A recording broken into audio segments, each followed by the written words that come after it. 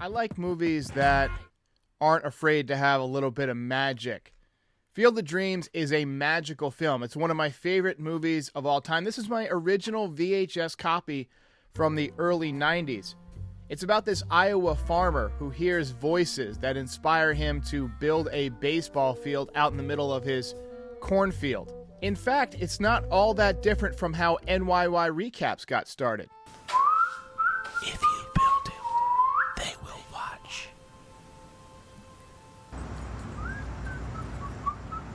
If you build it, they will watch.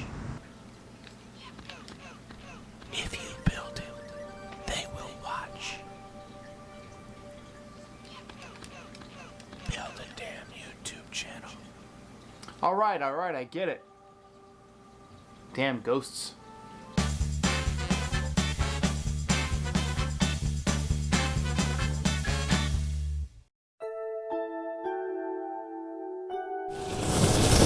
Loving this thing that baseball is doing to try and expand to other countries. We had the UK series a couple of years ago between the Yankees and the Red Sox. It's a 6-run first inning for the Yankees, and that's what they came to see.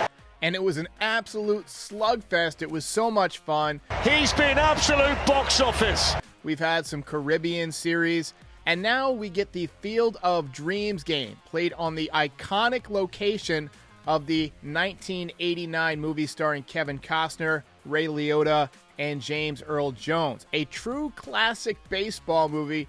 It's come on those bleacher features on the MLB Network a number of times, but if you haven't watched it, try and sneak it in before this game tomorrow so you can appreciate anything that they try and put into the game that's kind of an Easter egg for fans. Now, the game will not be played on the actual field that was used in the movie. They've constructed a little side ballpark with some stands that's appropriate for Major League Baseball. I'm interested to see how the cameras and all that are going to be set up.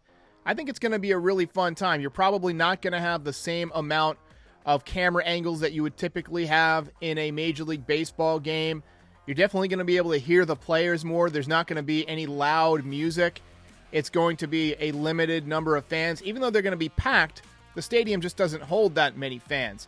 Even the locals are having trouble getting tickets, and they're going to have kind of a big watch party in the town where people can get together in the spirit of community and watch this game. And I just think that's great. I think that's great for baseball. I personally am having some friends over, ordering some food, and having a great night of baseball. It was supposed to happen last year, but coronavirus kind of changed the whole season, and so it got postponed to this year. And I think that's great because now you can have actual fans, and it's going to be a ton of fun.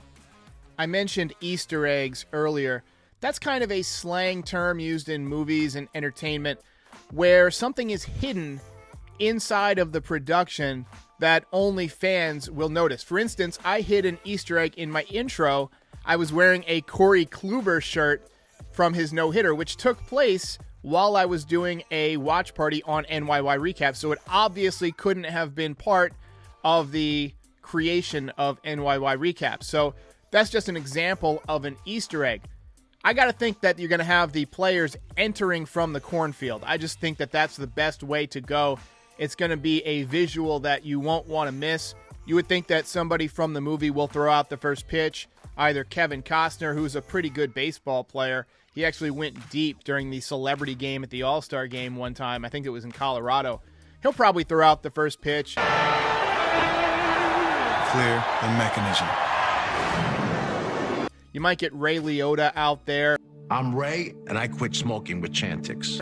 I don't know if James Earl Jones is going to make an appearance because he's kind of a little bit older now. And with the virus and all that stuff, I just think that he wants to kind of, keep his distance. Who the hell are you? But he might make an appearance via video or something like that. You might get the voice doing the announcing, no batting, Aaron Judge. Something like that. That would be super cool. We're also going to get a chance to see some throwback jerseys. This is something the Yankees don't do very often because their jerseys pretty much don't change. Over the past 100 years, they've only undergone minimal changes here and there. Texture of the jersey, material, slight tweaks to the font, but for the most part, they've remained unchanged. But these are definitely throwback jerseys, and it's going to be a ton of fun to watch. However, the greatest jersey promotions of all time were the turn forward the clock jerseys that the Seattle Mariners had in the late 90s. These things were so futuristic. Guys had backwards hats. That was a ton of fun, and I wish more teams would have fun with their jerseys from time to time. The Players Weekend a couple of years ago was kind of fun. Everybody got to put their custom nicknames on the back of the jerseys. But then the next year, the jerseys were just ugly and boring, and everyone hated them. So let's inject more fun into the game. I love it. Andrew Haney will be pitching for the Yankees in the Field of Dreams game. And Andrew Haney is a fly ball pitcher, so we might see some cornfield balls. But he got absolutely pummeled in his first start with the Yankees. Second time out, he gave up 4 runs in his first 2 innings, but then settled down and actually had a nice start after that, gave the Yankees a chance to win the game, and they did come back and win the game. So Andrew Haney is looking to build on that start and put together a decent outing. I wouldn't complain, though, if it's a slugfest. However, the Yankees haven't been in many slugfests this year, and the last time that they played the White Sox, it was all about pitching and defense. There were some low-scoring games. There was a triple play. It was a really, really tight 3-game series, and the Yankees swept. The Yankees obviously hope to continue that success this time, but it's going to be difficult because a lot of the Yankees players are currently either struggling or on the injured list, and so the Yankees are going to be running out a lot of backups. And pitching for the White Sox in the Field of Dreams game will be Carlos Rodon. He's a local kid. He went to high school right near where I'm broadcasting. And he is 9-5 with a 2.38 ERA this season. He's got 160 strikeouts. He's having a banner year. And he pitched really well against the Yankees in New York earlier this year. Jordan Montgomery outpitched him, and the Yankees won that game. But he had a ton of strikeouts. He just dominated that lineup. And I'm not really feeling too good from the Yankees' perspective about having a big offensive night. So let's hope that this is a great, old-fashioned baseball game. I hope there's a lot of excitement. There's definitely going to be things that are memorable. Yankees may not win, but they may win. They may sneak it out.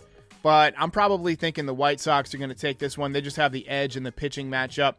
But no matter what happens, it should be a ton of fun. And make sure you watch Field of Dreams before you check out this game. I promise you'll enjoy it if you enjoy baseball. It's magical. It's got a great cast, an unbelievable score. That music that you heard during the intro, that's part of the Field of Dreams score. Just a fantastic film. So give it a watch, and I will see you after the game with a post-game reaction. Hope you guys don't mind that I put this up a day early. I wanted to give more fans a chance to find it, but we're all looking forward to this game. Special shout out to the Patreon supporters and anyone else who has supported this channel. If you enjoyed this video, give it the old thumbs up and subscribe for more Yankees content year-round. If you really enjoyed it, check out the Frieze. It's the official podcast of this channel. Or pick up some swag from the Teespring store, link in the description. Thanks for watching.